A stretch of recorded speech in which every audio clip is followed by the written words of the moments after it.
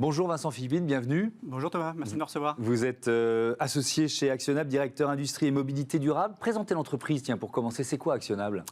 Alors Actionable, c'est un cabinet de conseil. Et nous, notre raison d'être chez Actionable, c'est de faire finalement converger deux grandes transformations qui sont en cours dans l'entreprise. La première, elle est liée à la data et à l'intelligence artificielle. Ouais. Et la deuxième, elle est liée à la transition durable et notamment environnementale. Nous, l'analyse que l'on fait, c'est qu'on ne peut plus aujourd'hui généraliser l'utilisation de la data, de l'IA, etc., sans avoir un réflexe de sobriété et de responsabilité. Mais IA, intelligence artificielle durable, ça veut dire quoi concrètement? Ça change quoi? Concrètement, nous, ce qu'on fait, c'est, je vais prendre 3 exemples assez simples. La première chose qu'on fait, c'est qu'on aide nos clients, par exemple la RATP, à mesurer et réduire l'empreinte environnementale et carbone de leurs activités numériques. Donc pour ça, on mesure l'empreinte et on définit des actions concrètes pour la suivre et la réduire. Premier exemple. Deuxième exemple, parler d'IA durable, on travaille beaucoup sur le sujet de la résilience climatique. Donc par exemple, on va utiliser l'intelligence artificielle pour aider nos clients industriels, par exemple, à évaluer comment les risques climatiques, sécheresse, inondations, etc., vont évoluer dans le temps et comment ce risque va les impacter. Ouais. De façon Ça, on en parlera en détail, un outil de prédiction, de prévision. Et ça fera le pont d'ailleurs avec le thème de notre débat. Absolument. Et troisième exemple, on travaille beaucoup dans l'industrie, par exemple chez Orano, sur la durée de vie des équipements industriels et comment on peut, grâce à l'intelligence artificielle, essayer de prédire des pannes, prédire des dysfonctionnements et éviter du coup des coûts carbone associés au remplacement des équipements, associés aux déchets, etc. Ouais. Ce pivot, est-ce que c'est from scratch? Est-ce que c'est dès la création de l'entreprise ou est-ce que c'est au fur et à mesure que vous avez dit il faut qu'on bascule avec cette dimension d'IA, d'intelligence artificielle durable? C'est une très bonne question. Non, on a fait un pivot, nous. C'est-à-dire qu'en fait, on a démarré Actionable il y a 4 ans. Et au démarrage, on faisait de la data, de l'IA de façon un peu classique, au service des directions de marketing, etc. Et puis, on s'est dit, finalement, ce qu'on fait, c'est bien, mais on voudrait, nous aussi, à notre échelle, modestement, mais avec ambition, participer à la transition. Et ce qu'on a réfléchi, c'est de se dire, mais comment on peut utiliser la technologie, comment on peut utiliser la data et l'IA au service de la transition. Et nous, on pense que bien utilisé, c'est un formidable outil pour accélérer et concrétiser cette transition durable et environnementale. Ouais.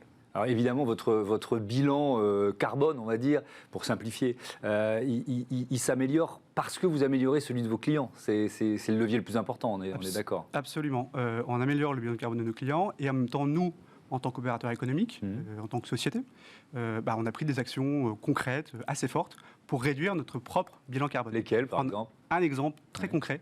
On fait tous les ans des séminaires d'entreprise. On est une 50aine aujourd'hui, donc on peut encore se le permettre. On avait historiquement des voyages en avion, etc., pour ces séminaires.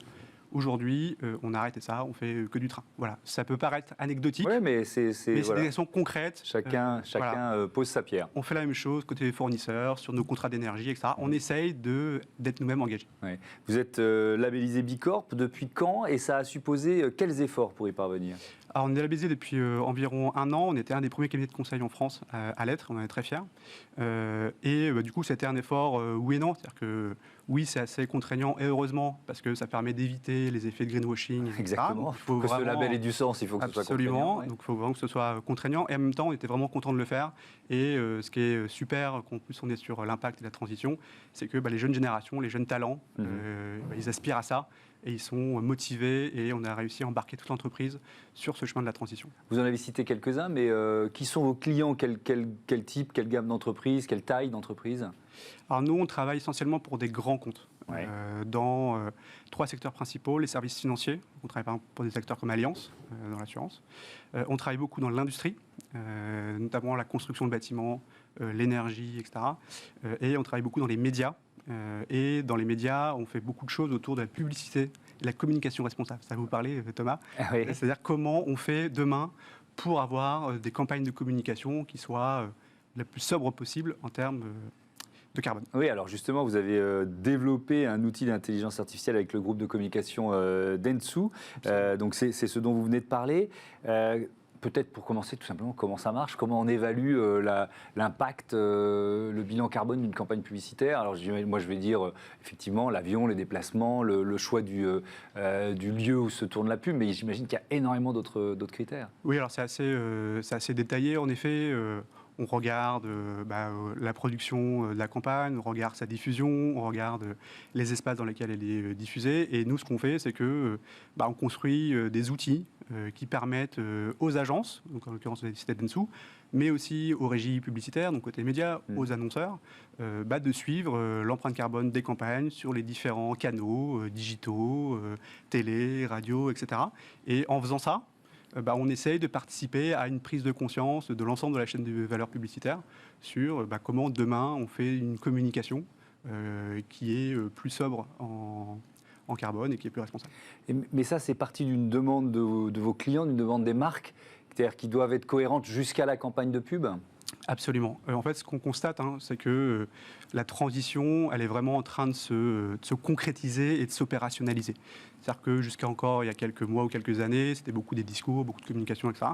Là, aujourd'hui, on rentre vraiment dans le concret. Et du coup, la chaîne de valeur publicitaire, agences, médias, annonceurs, etc., ils sont à la fois un petit peu obligés, de par leur politique d'entreprise, à s'engager à réduire leur empreinte carbone, et en même temps, leurs parties prenantes, leurs clients, leurs talents, etc., les poussent à bouger, les poussent à s'engager.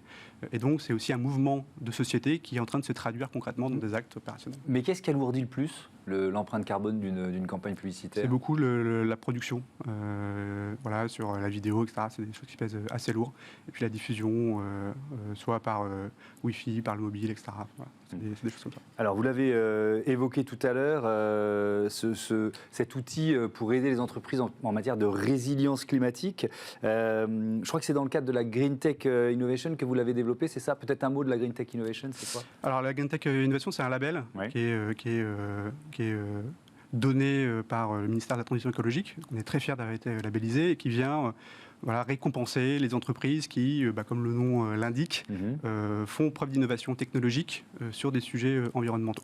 Et donc, on a développé une solution chez Actionnable en mobilisant beaucoup de ressources aussi de R&D. Et on a eu la chance d'avoir des financements de la BPI, de l'ADEME, etc. sur le sujet.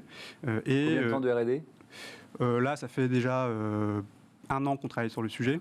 On travaille avec des clients opérationnels. L'idée, c'est vraiment de faire quelque chose qui soit concret et actionnable. Oui, utilisable le plus vite. Absolument. Possible, oui. Et du coup, ce qu'on fait, c'est que on est capable, pour un industriel qui a des sites stratégiques, par exemple dans le sud de la France, d'évaluer comment le risque lié à la chaleur, aux vagues de chaleur, à la sécheresse, etc., comment ces risques, vont évoluer dans le temps, à horizon 2030, 2040, 2050, et 2, comment ces risques vont se matérialiser pour l'industriel et comment il peut se préparer et s'adapter à ces risques-là. Oui, enjeu majeur, d'ici 2040 en France, la facture directement imputable au changement climatique, ça pourrait s'élever jusqu'à 13 milliards d'euros. Comment marche votre solution? Vous dites 1 an de R&D, évidemment, donc c'est de l'intelligence artificielle. Comment ça fonctionne?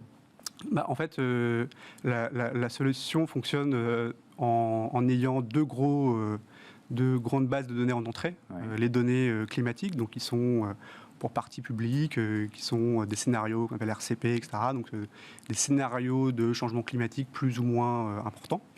Et puis on croise ça, ces données climatiques, avec des données opérationnelles de nos clients, pour justement être capable de retranscrire un risque et une évolution de ce risque dans le temps en risque opérationnel concret à adresser et à prévenir. Mais qu'est-ce qu'ils peuvent faire après? Est-ce que alors c'est mieux s'assurer peut-être, je ne sais pas, on va en parler après dans le débat, mais c'est changer des pratiques aussi, mieux se protéger, ça a quelles conséquences?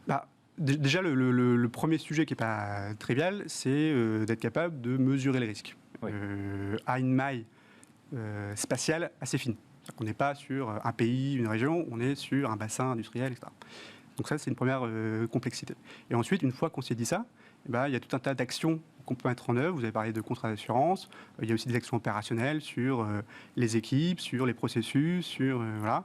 Et du coup, l'idée, c'est de se dire concrètement comment je peux essayer de m'adapter et de limiter le risque associé à un aléa type sécheresse, inondation, etc.